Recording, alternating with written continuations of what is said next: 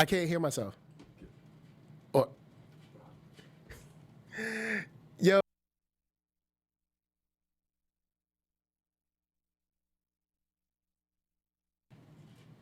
Hey everybody, what is up? We are back. Blindspot was on hiatus, but we are kicking, shooting, beating people up, and learning things. So, Blindspot, Season 2, Episode 13, right here up next. Keep it locked.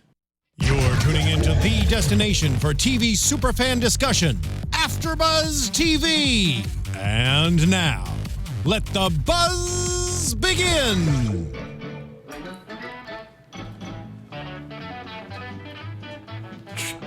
Oh yeah, doesn't it feel so good, guys? Yeah, out there, just farming, on the range, just minding your business, doing your things. That's right. In Blindspot, you just have so many people to meet while you're out in the great outdoors. So let's go on and get into it. Check it out. I am your host. That's right. You can find me at One Youngster, which is ONEYOUNGSTA. And I'm joined by the wonderful, the gold card, the number one, Nick Mardi. What's up, man? What's up, everyone? You can find me at Nick Mardi 13 and the latest Late Show on YouTube. But I love my blind spot, and today we got a lot of juicy info. I couldn't take my eyes off that screen. Yo, this was a good episode. It was really good. There was like, a lot straight going up, down. A whole lot. Like this, we got so many good nuggets of information this episode. So it was a lot of detailed things that obviously blind spot, like it's a little trickled, but all of a sudden now we can go in like 50 different directions, you know? Yeah. So I guess we'll start off with something that's a little light, a little fluffy, if you will. I think we like to always start with this genre of detail. Reed and Nikki. Yep. Starting out, she's in the bed. She's like, "Oh, do you want to go to work or do you want to stay at home?" We both looked at each other and we rolled our eyes immediately. I was like, "Girl, he ain't checking for you." He was like, "I'll call you." She was like, "You ain't got my number." And we were like, duh. Like, I don't want your number. Yeah. Put in my phone. Let me it's put like, in your phone. Shut up. This was a one-time thing. I don't want this to be a numerous time thing. Your bullet holes. Do you remember that? Yeah. We rolled our eyes heavy on that. Man. But anyway, Nikki's, she's in the bed. She's trying to, get Reed to stay, break the rules a little bit, but he stood strong. She did. He stood strong. She did, and he did, because, she wanted what she wanted, and she got it. Yeah, she did get it. That's why I said they both have to be strong with that. Yeah, they got to be strong. But it's interesting because we see Reed later with Z, Zapata. Classic. And she calls him out for missing the workout and coming in late and stuff. And she's egging on the whole time like, "Oh, where were you? Where were you?" And she always does this. I don't get the point of like, yo, you like him, he like you. What's the problem? Stop self-sabotaging. Like, just be with him. Maybe she just... Y'all would be a great couple. Maybe self-confidence. That she's like, he can get better girls, maybe. Because why does she keep tossing him to other girls? Yeah, maybe she's like highly insecure and she's like sabotaging it because she doesn't feel that she's worthy of him or something like that. Could be, but that'd be too emotional for this. He loves you, girl. He loves you. Stupid. Just trust that. Stupid. But it's sad. You see them in the end of the episode. She's still kind of like teasing him and stuff. Oh, it wasn't. Oh, okay. I was about to jump to the. Oh yeah. We're gonna get to that in just a second. Yeah. But you see her teasing him and everything, and it's like, why don't you just say what you want to say? But she wasn't as distant about it. Like, she was like, "Okay, I'll see you at the gym tomorrow." But she knew, but she wasn't as jealous sounding as she normally is. You can tell she still likes him, but she's trying to feel. I think she's trying to feel that relationship out. And see, if, I guess, is he serious about this new girl, whoever she is? Yeah. But speaking of being serious, this new girl has brought in a new element into her and Reed's relationship. Element. And people, look, people just break out coke like it's nothing. Yeah. Like she took it out casually, like she was pulling out like a beer. Like she was like, this is what I do. And he's like, hold up, didn't you break up with Freddie for this mess?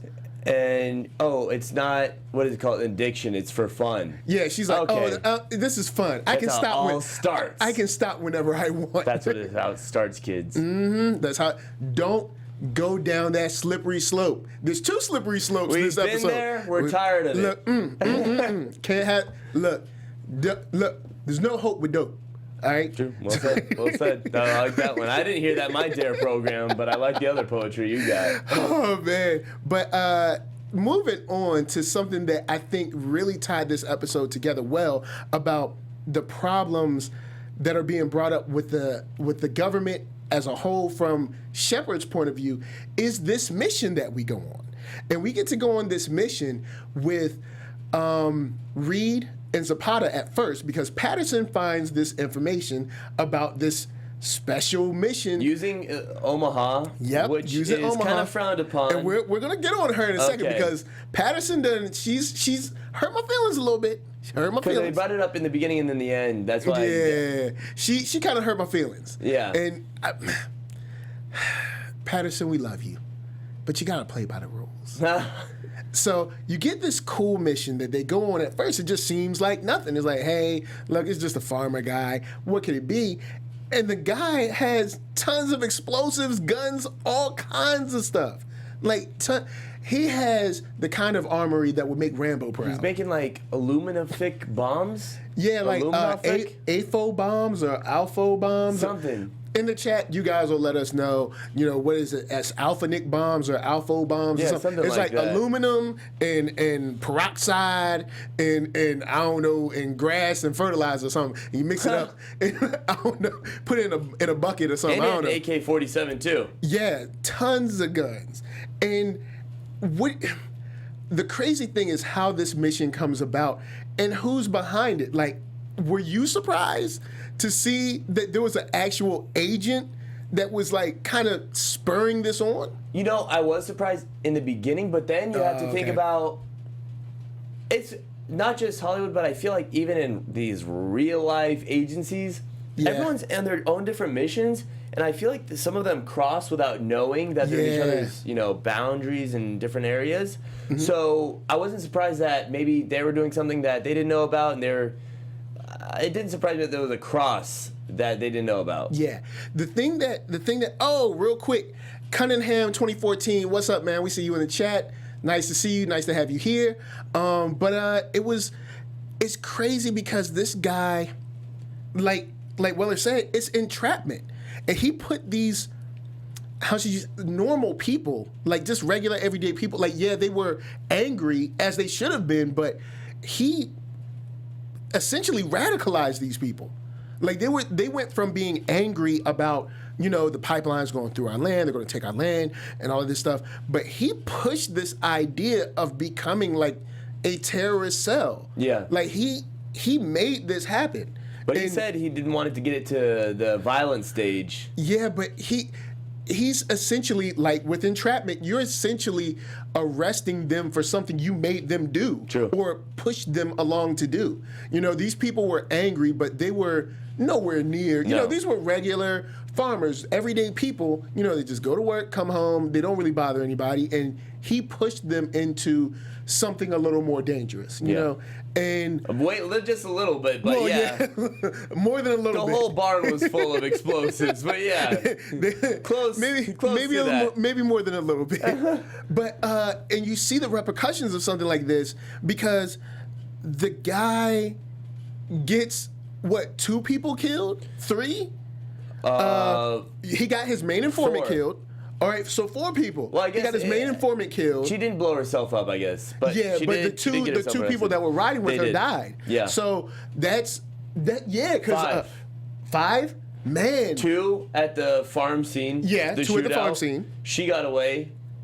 Informant died. But he died in the farm scene, right? He died in the farm scene. Okay. Then you had the 2 people driving with her. In the truck. Yeah. So that's 5. And she's the only one who lived. All over something that didn't even need to happen. Like that was egged on. Yeah, I just felt bad, but then it ties into what I guess Roman and what Shepard and stuff were talking about with the government, where there are people in the government that help Shepard make her point. You know, like they're helping her. But the thing is, you know? because unfortunately, we have to follow rules. Yes. But as opposed to these bad guys who don't follow rules. True. So it's like it proves her point of what she's trying to do to infiltrate. But as well as we're playing by the rules, we're trying to watch out for each other's proximities and you know what mission we're trying to do, what we're trying to infiltrate. So I mean, it's like it sucks because we have to stay in bounds and with the law, as opposed to these guys who are just ruthless. They do whatever they want to do. They want to shut down the whole power grid like 5 episodes ago. Yeah, remember? Like, and that just imagine. Well, see, imagine a major metropolitan city just going completely dark. Yeah, like that is crazy just to imagine that, and. That's what we're dealing with. And unfortunately, in this case, with this mission, this is something that has been spurned on by the FBI. And just, I was surprised. I knew when she, asked him if he was getting cold feet or whatever, I was like, this guy is going to get him killed, And like not only him, like you said, 4 other people. You called it. But I was like, he's gonna get fired for this. Yeah. Like Weller is gonna fire. He's getting fired for this. Like I'm surprised he didn't get jailed for this. Would they have been killed though? Maybe if they hadn't found out about this mission. Because he did say he wanted to stop it before it got violent. He was gonna swoop in. So, but it's weird because you never know how far they would have taken it at that time. Mm-hmm. Because maybe if they saw the agent swooping in, they would have decided to just blow the explosives anyway. So you never know what would have happened if those people got spooked like that. It's just, man, I felt bad for those guys because those guys were they were just normal people. And I felt like they got dragged into something that was way more than they ever bargained for. True. We got Ivan Soto in the chat, too, as well as, Cunningham. And I think Cunningham brought up a good point. Because remember, he says, have we seen that girl before? She looked familiar. Didn't I say when we were watching it, I said, she looks familiar. Yeah, you were like, who is that? And I was just like, I don't know. She looked familiar to me for some reason. I don't remember why. Yeah. But I guess maybe she is a new character, but maybe she looks just very vaguely familiar to someone else. Yeah, maybe she's been in like an episode last season or something like that. She was featured, then the director said, you know what, I like you. You're going to be a villain. What else do we have going on in the chat? That's it. So I basically fast forwarded that's basically it right now. All right, cool. So moving on to something that was huge in this episode. At the end of the last episode, we find out that Weller knows Shepard. From the yearbook. But by a different name back in his school days. And we open up on this episode in 1996. Weller is not too happy with his school arrangement, wants to get away, has a little altercation, and we get an entrance from Shepard. And this is very interesting because Shepard is almost like encouraging him to stay with the military, stay with the government. Makes sense after a little bit. Yeah, but it's just very interesting to see how she played it back then. Yeah. And I'm going to rope this in, and I know some people will be like, you're crazy. But she seemed this was almost like a Palpatine and Anakin Skywalker thing where you have the dark, the guy with the dark side trying to lure the young Padawan onto the dark side. And I was like, this is very interesting because she was like, you want to protect people. The only way you can protect people is with power. Yeah. And the type of power she's talking about was with the Mets. That's right. It's that she's talking about that evil power. Very evil power. And I was just surprised to see how she played that back then. And especially to find out that when they go to investigate the school, that she had been very instrumental with him even staying in the school. Which I get now, though, because she wanted him to learn the tricks of the trade of whatever you learn in military school and training, Yeah. And we also find that Shepard has ears and eyes everywhere. Like, when I went to school, I maybe have bent a rule there, here and there. I may have visited the principal's office every now and then, but I never seen an office aide snitch like the one after Weller left. That was a little secretary. Like, he didn't get out the door before she was like, he just came over. Like, what? Like mind you, that was a flip phone also. Yeah, she broke out the flip phone in 2017. Like she was keeping it retro. Yeah, she was sticking in 1996. She was holding on. But it's just surprising that not only there, but then we find out through the rest of the investigation that leads them to, I cannot remember the young man's name. In the chat, let us know. Well, the older gentleman that's at the I guess the retirement home. Let us know his name in the chat, not because I can't remember it offhand. Yeah. But we go to ask him some questions and find out that he seems very, very out of touch due to dementia, and or what baseball. they think is dementia. Yeah, we didn't get it even. He's just like baseball. All right, yeah, because I was wondering. I was like, I wonder if he's speaking in code. And I was like, well, nah.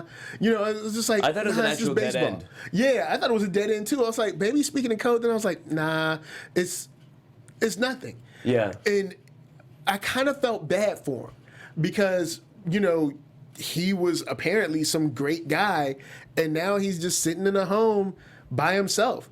Yeah. And we find out a little bit later when the investigation comes back to him that Weller is really kind of like drilling into, what's going on, because Patterson has a tape of him speaking to his old boss about not going down to D.C., staying in New York, and finding out that Shepard has been working really hard to keep him in New York.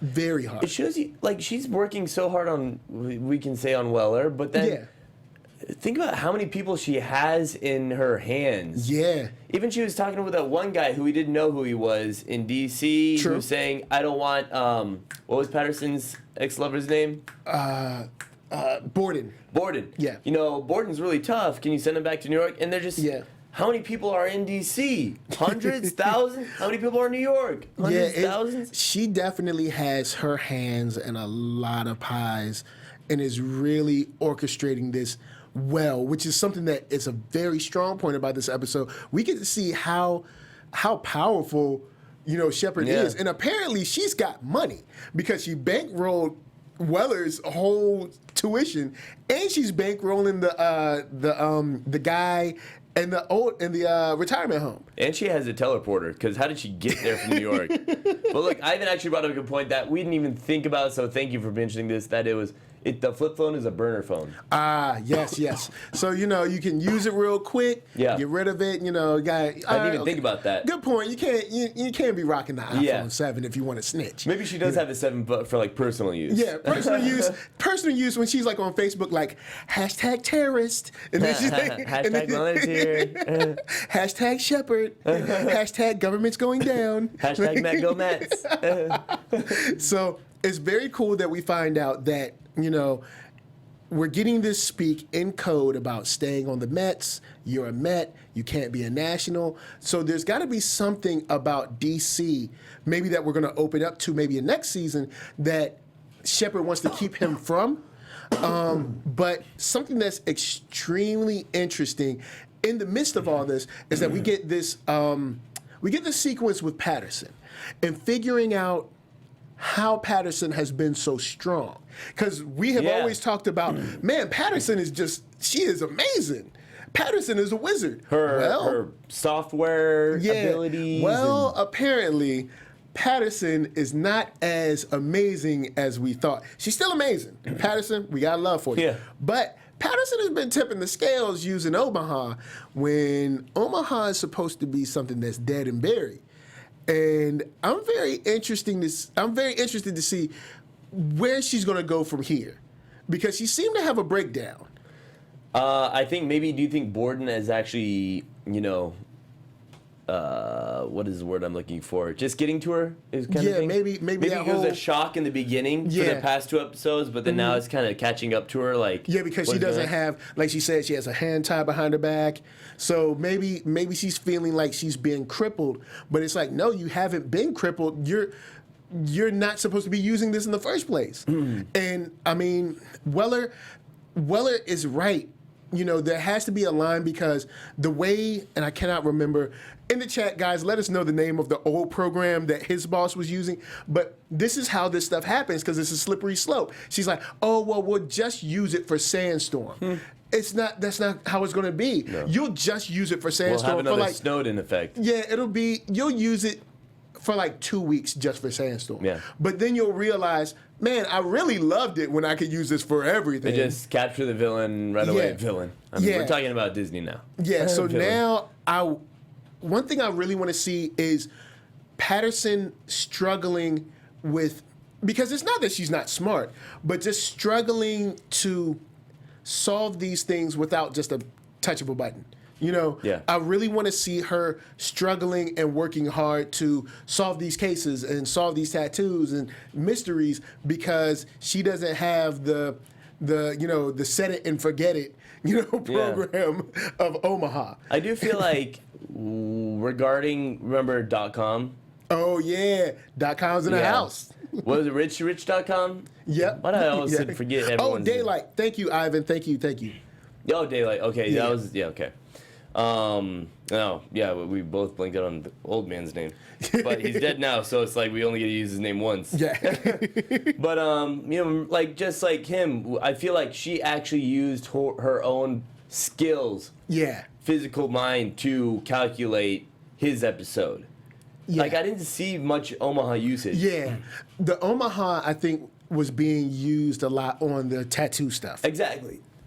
Oh my God, I need water later. But I do feel like it was used on the tiger.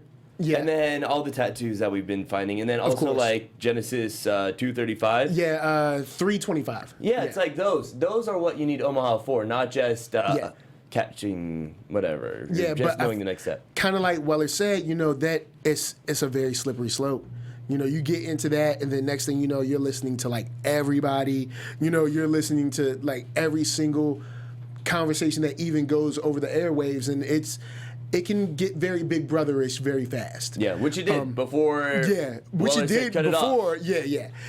So it's very cool to guess what she's going to be, the pressure she's going to be under, because apparently the pressure does bust pipes, and she had an episode right at the end of this, near the end of her arc of this episode. Yeah, she fell out in front of Z, and we don't know where she's going to be at next episode. I mean, she's going to be okay because we saw the premiere, but we'll see where she is mentally. I don't see it being much far off from what she does currently, being the biggest asset but very underrated. Yeah, it was very cool when we all knew something was wrong when they asked her like, well, how'd you figure this out? And she's like, oh, it's no big deal. And they were like, so you don't want to tell us? Because usually we all know that Patterson makes sure that you know exactly how smart she is. True, well said, yeah. Because instead of this time she was like, oh, it's just algorithms and math. Yeah, algorithms, don't worry about it. Usually she's like, well, I did that. You're so like, right. I pressed some stuff and don't worry about it. Yeah, that's true. Good point. But a cool thing is that we get these files because we finally learn Ellen Briggs is Shepard. And we bring that file to Roman to see if it will help kind of jog any memories, bring anything back. And all he is able to pull is a feeling for her. Like, I feel like I know her. I feel like, I like her. I feel like she's a friend or something. But he doesn't, like, it doesn't help. I met her at the latitude, longitude. It doesn't bring any of that. And we get a very interesting sequence between Roman and Remy, or Jane, where you have him seemingly sort of beginning to turn into his old self. And he makes some points. What do you do that the government doesn't let you do? I'm locked in this box, but they're supposed to be so great, but I'm locked in this box and I haven't done anything. And, what do you do? What haven't you done that the government hasn't let you do or told you about or watched you do or whatever? And he's starting to, I guess, lean that way on his own, that he's not too keen on the government. Yeah. I think we could end up with a problem on our hands with that. Maybe that's a good correlation to how the farmers felt. about the government. Mm-hmm. So now that you bring it up, they were fed up with what the government was doing on their properties. Just that Roman has the powers to. True. He's got to the actually skills. full out, do that. But it was pretty cool in the chat. We're talking about getting over this tattoo stuff. Yeah. Are we done with it? I don't think we're ever done with it because we haven't solved them all. But I think we're going to continue on this path of phasing them out, sort of, because now we know Sandstorm and we know Shepard, so now we don't need the tattoos as much to drive the story along. Now we have someone else to kind of like help drive that story. Yeah. So maybe we'll dial back on the tattoos a bit. Maybe we'll see the tattoos like once every maybe 3 episodes or something like that. Yeah. Because that's where we're at right now, I think. Yeah, like we'll dial it back and it'll still exist because that's what that's what made this whole story unique. True. But I think we'll dial it back because it's going to be more about what we learned. What we're going to talk about in a second is the Truman Protocol. Yeah. And that's a very interesting title. And I'm wondering, especially in the chat, let us know if you already have any, theories or, speculation on what the Truman Protocol is. But after hearing this tape, they run back because Weller wants to, talk to the guy at the, retirement home again, and he gives him this information about a Truman Protocol. And that's when you learn that maybe he knows more than he's letting on. Maybe he's a little smarter than just this, than this sports talk that he's giving.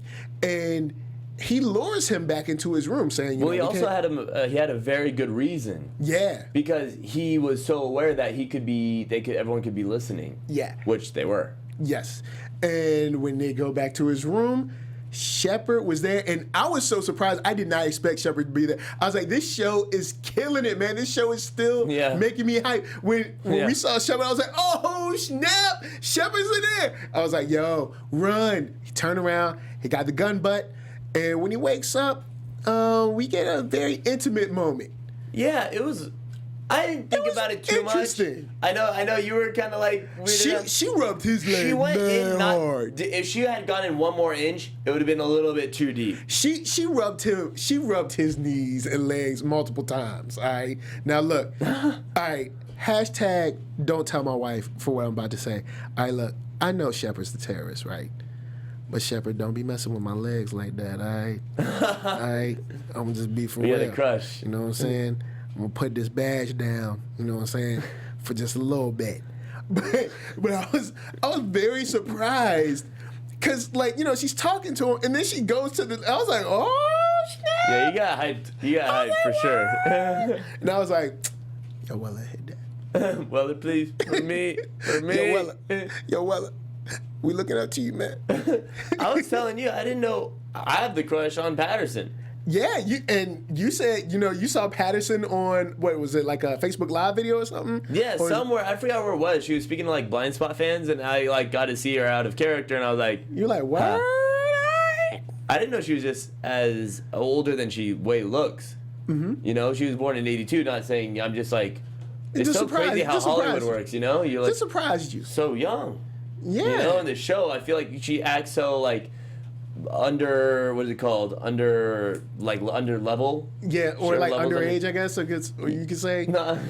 I mean, not underage, you know what I'm but saying? I'm saying I'm just surprised, it's so crazy that, Yeah, and so when you have this scene, you get to see that in a weird way, Weller must mean more. She means more to Shepard than just a means to an end. Mm-hmm. And then you also see her kill this guy that's supposed to be a friend of hers, and in her own way she has mercy because it's like a quick death, she doesn't instead of Patterson. Yeah, and it's a very quick death, and she even holds his head and kind of tears up a little bit over it, and she goes on talking about where we get this kind of scene similar to if you guys watch Marvel Netflix, similar to kind of Punisher and Daredevil, or maybe trying to think, maybe like Batman and Superman to a certain degree, but we're kind of two sides of the same coin. And you get this thing where she's not potentially attacking him, but trying to slowly bring him in. And I think that if she really wanted him to be down with her the way she seems, why did she leave him? She should have stayed through the rest of his formative years, but maybe she couldn't give him the contact she needed because he had to go to Africa and all that. There's a reason. I have no idea why. Yeah, she definitely has a reason. Obviously, we've been behind Shepard this whole time. Yeah. We've never been a step ahead. Yeah, we've never been a step ahead. Like, Shepard has the leg up on everybody. She has her reasons. And it's crazy. It's crazy to see that she has like this weird, it's like she has this strange kinship. Like she's very interested in Weller. Like she doesn't see him, it's almost like she doesn't even see him as an adversary. It's almost like you're just someone I haven't recruited yet. Or like, I haven't woken you up yet. Yeah, like, because she said the next time we meet, you'll be joining me. Yeah. And I'm like, wow, that's pretty prophetic. It could get all Breaking Bad like we've talked about before, Yeah, you know? it could Maybe be. like we're going to root for the bad side because we find out the good side. Come to the dark side. So I mean, You she got could, that down. Yeah, You got that down. So she could be pulling him over to the dark side, man. Weller, man, come on, man. I know what Shepard looked like, man. Look, man to man, yo, Weller, stay strong, man. So far, everyone has been involved with Shepard one way or another. Most people. Yeah, Patterson has, intertwined. She's crossed paths with Patterson. Jane definitely. Roman definitely. Weller now. We don't even know, like, the way she's weaves herself. We don't, maybe Nas or anything. Yeah. Who knows? Because it seems like she is everywhere. Yeah, has her hands in everything. And that's something that I love about this. I love the long-term villain.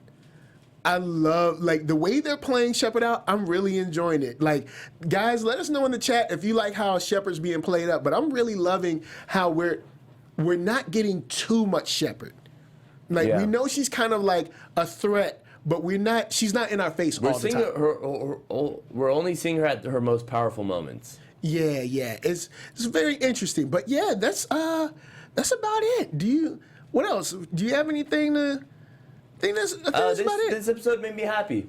Yeah. I think for every two... Another solid one. Yeah, we get two good episodes out of every three, I think. Yeah, Which is not saying that even that third one is bad, but it's like, it's slower. Like, it just slows down a little bit. It builds to the next two. Yeah. So I feel like we get two for every one. Yeah, this has been a very solid season. Yeah. So I guess, let's go on and get into predictions.